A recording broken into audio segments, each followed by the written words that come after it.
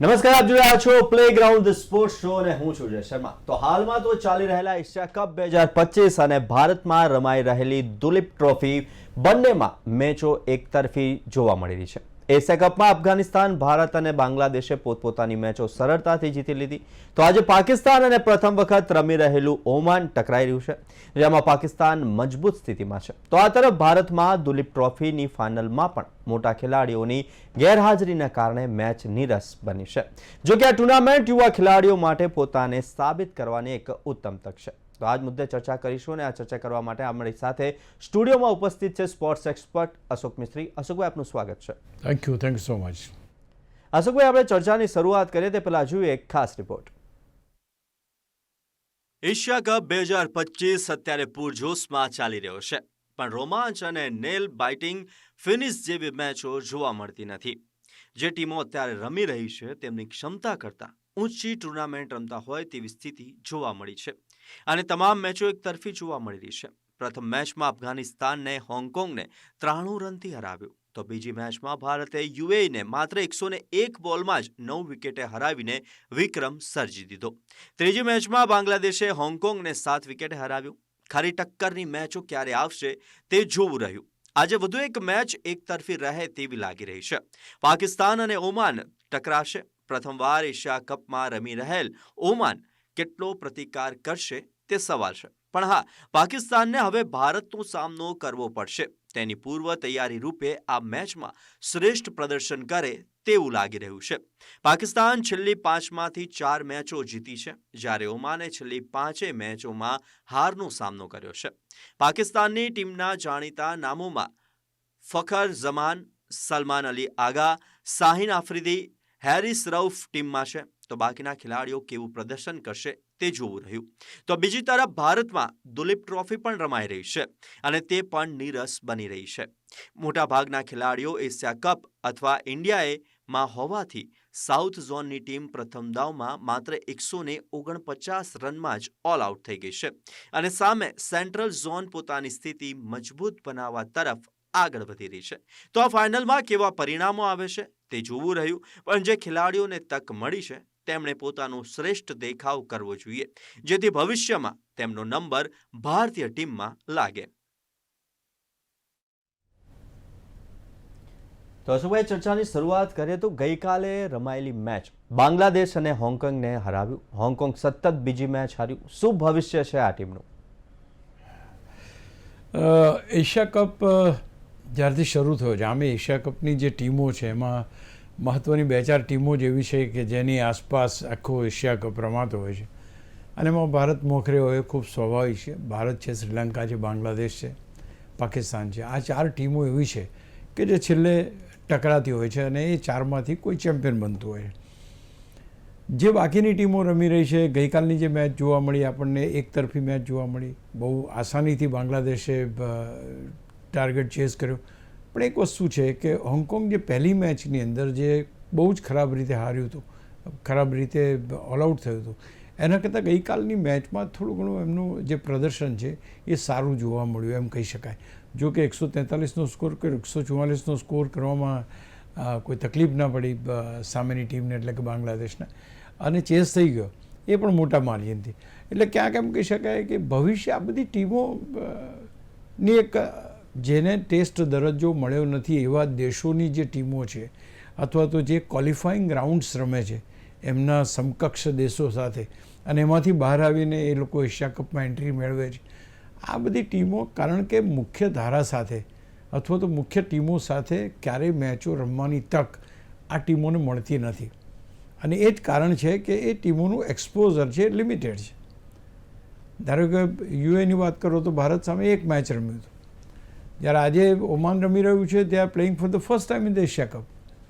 તો હવે જ્યારે એ ટીમો આ મહત્ત્વની જે 4-5 ટીમો છે એની સામે ટકરાઈ જ ના હોય અને સડનલી એની સામે પહેલી મેચ રમવાની આવે તો સ્વાભાવિક રીતે એમનો જે મોરલ છે અથવા તો એ જે ક્રિકેટ રમી રહ્યા છે એમોંગ્સ ધેર એમના સમકક્ષ દેશોની સાથે એના કરતાં એકદમ હાયર લેવલનું ક્રિકેટ આવી જાય અને એટલા માટે આ જે ટીમો છે they are not able to હવે તમે એક વિચાર કરો કે તમે યુએઈના ખેલાડીઓની સામે તમારો જસપ્રીત બુમરાહ બોલિંગ નાખતો હોય, જે વર્લ્ડનો ડેડલી બોલર છે. હવે ક્યારેક કોઈ એવી બોલિંગનો સામનો જ ના કર્યો એનું શું એ થઈ શકે? જેમ 42-2 હતી ને 57માં ઓલ આઉટ થઈ ગઈ ટીમ, 10 રનમાં 8 વિકેટ પડી ગઈ. તો તમે જ્યારે સારી બોલિંગ સામે રમવા માટે સક્ષમ નથી, તો એનો અર્થ એ થયો કે તમારી ટીમ એ મુખ્ય ધારામાં આવવા માટે હજુ સુધી ક્વોલિફાય નથી. ક્વોલિફાય એટલે આમ તો ક્વોલિફાય થઈને આવે એ લોકો, પણ અહીં આગળ જીલી શકે એવી સ્થિતિમાં નથી. એ સ્વાભાવિક. ગઈકાલે તમે જે મેચની વાત કરી, હોંગકોંગ બંને મેચો હાર્યું છે. હવે બંને આ મેચ આગળ આ ટીમનું શું થશે? ડેફિનેટલી ટીમ બહાર થવાની છે. તો આ જે પ્રકારનું ક્રિકેટ જોવા મળી રહ્યું છે એ ક્યાંક ને ક્યાંક થોડુંક નિરસ થતું જાય છે. બીજું કે મુખ્યધારાની જે ટીમો છે, અથવા તો ભારત છે, પાકિસ્તાન છે, બાંગ્લાદેશ છે, શ્રીલંકા છે, આ બધી ટીમોનું ક્રિકેટનું કોમ્પિટિટિવનેસ જે આપણને જોવા મળવું જોઈએ એશિયા કપમાં, એ જોવા મળતું નથી. કારણ કે કોમ્પિટિટિવનેસ જેવું છે જ નહીં. વન સાઇડેડ મેચ છે. ધારો કે ભારતને પાછો ટાર્ગેટ આવ્યો 57 રન 58 રનનો ટાર્ગેટ આવ્યો, 7 ઓવરમાં 4-5 ઓવરમાં ટાર્ગેટ પતી ગયો. તો આ પ્રકારની મેચોથી એક તો જે મુખ્યધારાની ટીમો છે એને એટલો લાભ નથી મળતો કે પ્રેક્ટિસ કરી શકે અથવા તો સારી બોલિંગ બેટિંગ કરી શકે, because they are not able to score much in front of us. જ્યારે બીજી બાજુ આ ટીમો પણ, કારણ કે હું એમ માનું છું કે દરેક ટીમમાં 2-4 ખેલાડીઓ તો એવા હોવા જોઈએ કે જે ખરેખર સારું ક્રિકેટ રમતા હોય. તો એ જ્યાં સુધી એશિયા કપનો જે ટાર્ગેટ છે, એશિયા કપનો ટાર્ગેટ છે કે એશિયન કન્ટ્રીઝ સારું ક્રિકેટ રમે, એ જો તમારે કન્ટિન્યુ કરવો હોય અથવા તો એ રીતનો તમારો ઇન્ટેન્શન્સ હોય કે ઇન્ટેન્શન્સ તમારા હોય કે you wanted to develop this countries, તો પછી એ લોકોની સાથે મેચો રમાય અથવા તો પ્રેક્ટિસ મેચો રમાય, એવું કંઈક આયોજન થવું જોઈએ કે જેથી કરીને આ બધી જે ક્રિકેટની નવી ટીમો, આપણે ઓમાનની વાત કરીએ, યુએઈની વાત કરીએ, હોંગકોંગની વાત કરીએ, એ જ્યારે રમે છે ત્યારે એક તરફી મેચ અથવા તો નિરસતા. તમે વિચાર કરો કે ઓમાન અને પાકિસ્તાનની મેચ હશે તો બી ફૂલ કોમેન્ટ્રી ટીમ બેઠતી હશે, બધા સેટઅપ એના એ જ હશે. આપણી સામેની મેચ હતી, એનું શું થયું? 101 બોલમાં મેચ પતી ગઈ, 240 બોલની ગેમ હોય. હવે આવું હોય તો આટલું બધું જે તમારી મશીનરી છે, તમારું મટીરિયલ જે છે, તમારા કોમેન્ટેટર, સ્કોરર્સ, એની સાથે જોડાયેલા લોકો, આ બધા they are sparing. I mean they are not able to give their full hours.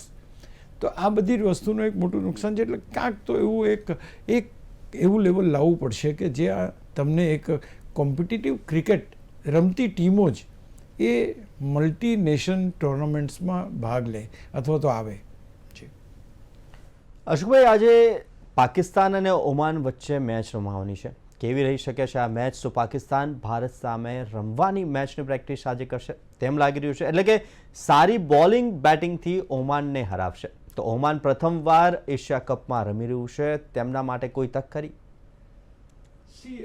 આંકડા તો નથી કહેતા, કારણ કે આંકડામાં છેલ્લી 5 મેચો ઓમાન હાર્યું છે અને પાકિસ્તાન 5માંથી 4 મેચો જીત્યું છે.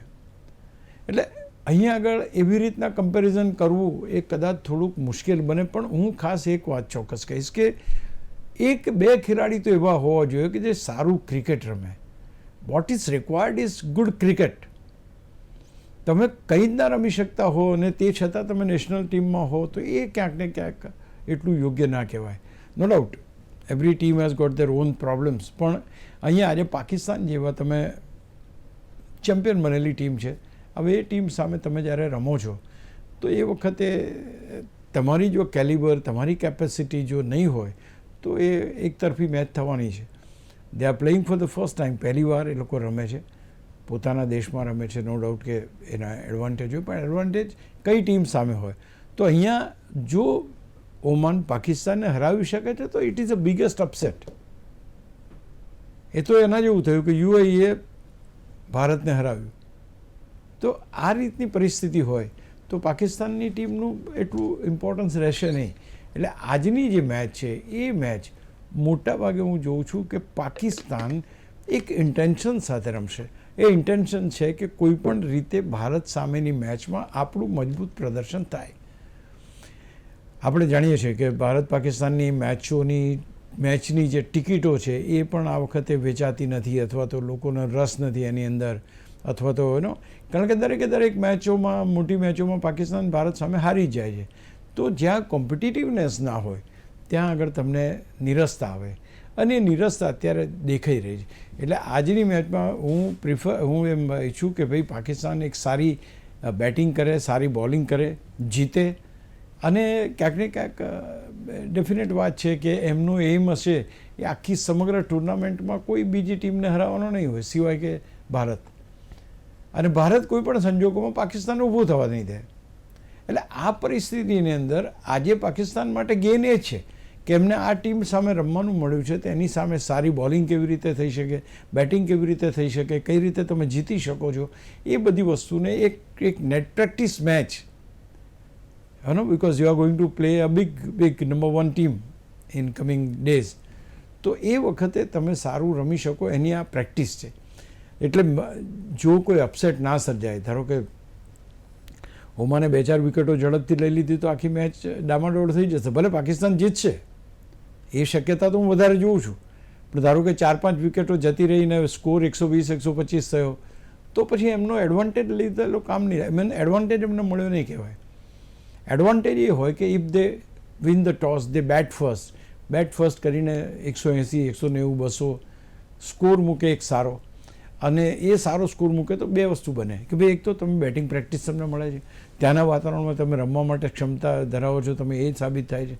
તો અને આ મેદાન ઉપર તો પાકિસ્તાન ભારત સામે જીત્યું છે, તો ક્યાંક ને ક્યાંક એમની પાસે એવા સારા સંસ્મરણો હોય તો આ મેચને એ લોકોએ એક પ્રેક્ટિસ મેચ તરીકે રમીને મોટો સ્કોર કરવાનો. આપણે પહેલી મેચ ભારતની હતી ત્યારે આપણે વાત થઈ હતી કે ભાઈ ભારતે પહેલાં બેટિંગ લઈને મોટો સ્કોર કરવો જોઈતો હતો, કારણ કે બધાને પ્રેક્ટિસ મળે તો તમે નેક્સ્ટ મેચમાં કેવું પ્રદર્શન કરો છો. એ વાત તો ચોક્કસ છે કે ભાઈ ટીમો એટલી બધી મજબૂત નથી કે જેમાં તમને કોઈ ખતરો લાગે, પણ તે છતાંય તમારે ટોચ ઉપર રહેવું, તમારે આગળ વર્લ્ડ કપની અંદર કેવું પ્રદર્શન કરવું એની તૈયારી કરવી.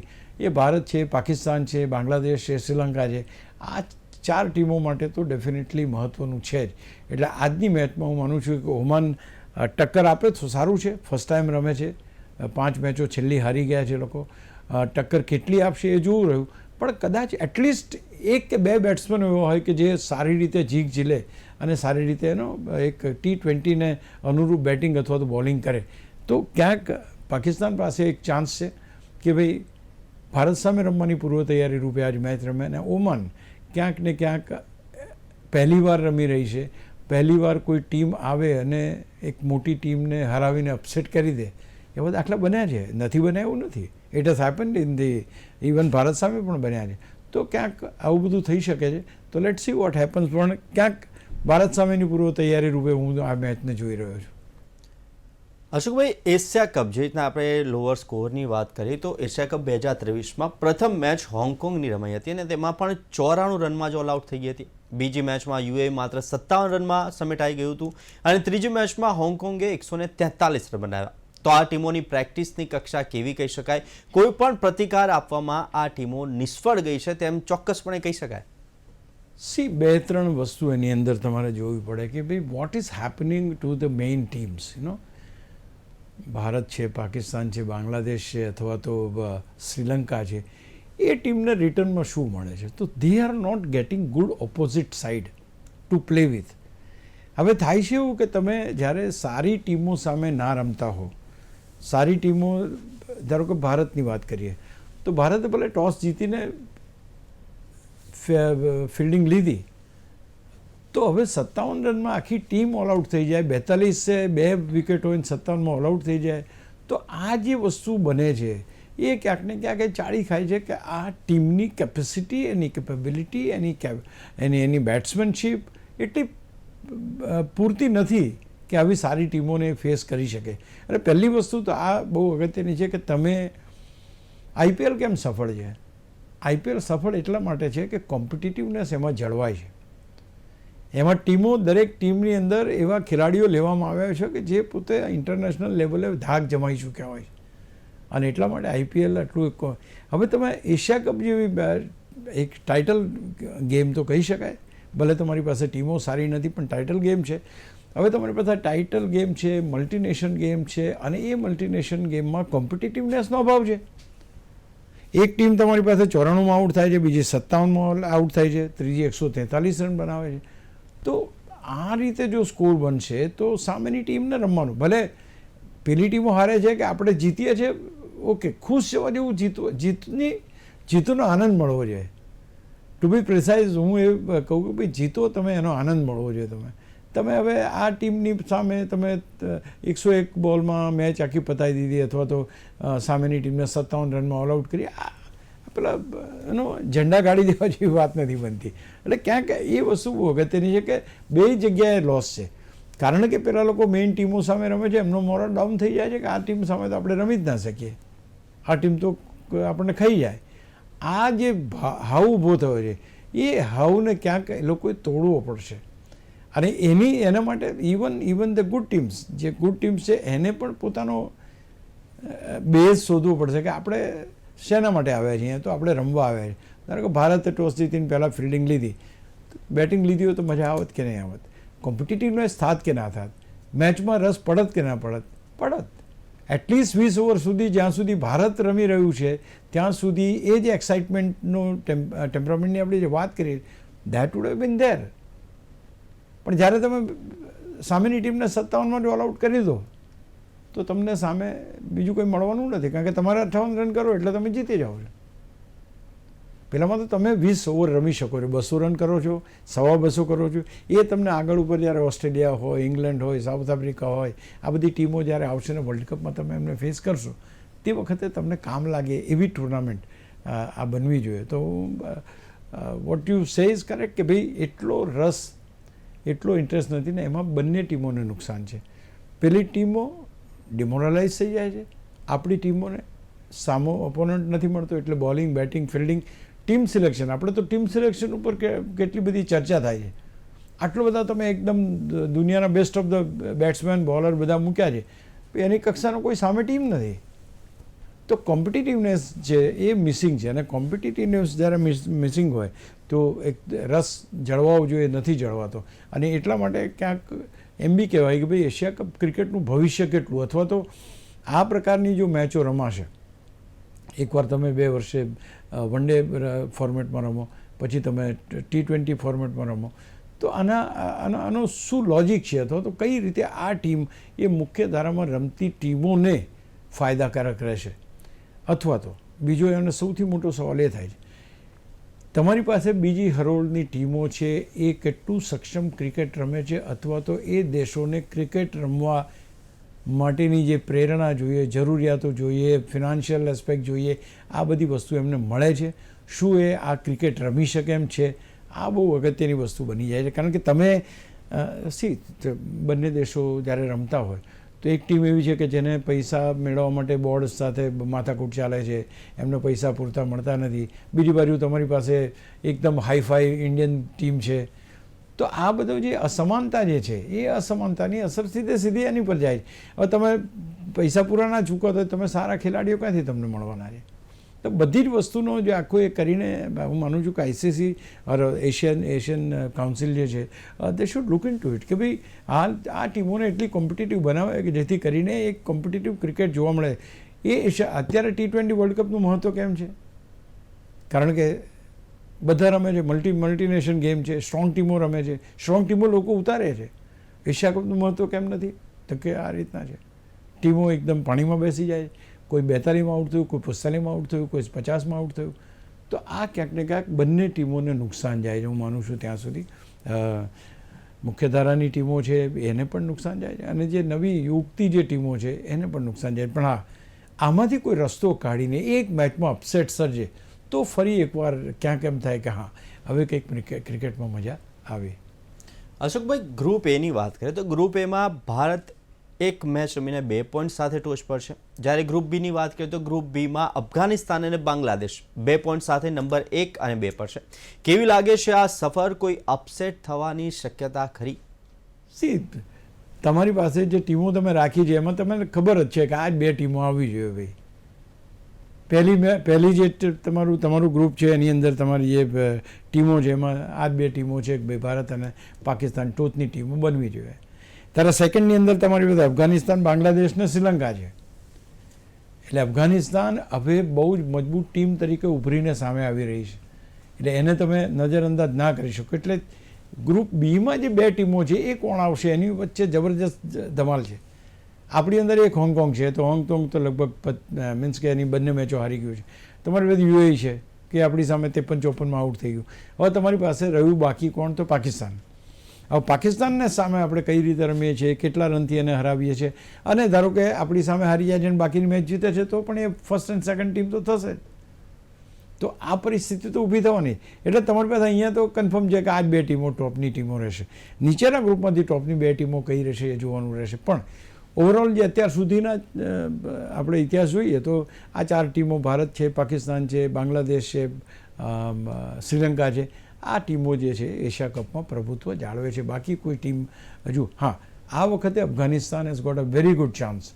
અફઘાનિસ્તાન પાસે આ વખતે ચેમ્પિયન બનવાની તક છે. ચેમ્પિયન બનવાની તક એટલે કહું છું કે ભારતને જો કોઈ ખરેખર એક જેને કહેવાય ટક્કર આપી શકતું હોય તો એ અફઘાનિસ્તાન છે. મારી દ્રષ્ટિએ પાકિસ્તાન પણ નહીં. અત્યારે અફઘાનિસ્તાનની જે બોલિંગ છે, એમની જે બેટિંગ છે, હમણાં તો બહુ કેચ છોડ્યા એ લોકોએ, એટલે એમ જોવા જઈએ તો, પણ તે છતાં એક ટીમ પાસે એક જનૂન છે કે આપણે જીતીએ, અને મોટી ટીમોને એ તગડી ફાઇટ આપી શકે છે. તે છતાં આ 4 ટીમો છે એ 4 ટીમોની વચ્ચે જ એશિયા કપ રમાવાનો છે, એમાં કોઈ બેમત નથી. તો આ હતી નીરસ મેચોની ચર્ચા, અને આ ચર્ચા કરવા માટે અશોકભાઈ અમારી સાથે જોડાયા તે બદલ ખૂબ ખૂબ આભાર. Thank you. તો આવી જ રીતના દરેક સ્પોર્ટ્સ ઇવેન્ટ્સના પ્રિવ્યૂ, રિવ્યૂ, એનાલિસિસ અને ડિસ્કશન માટે જોતા રહો પ્લેગ્રાઉન્ડ ધ સ્પોર્ટ્સ શો. નમસ્કાર.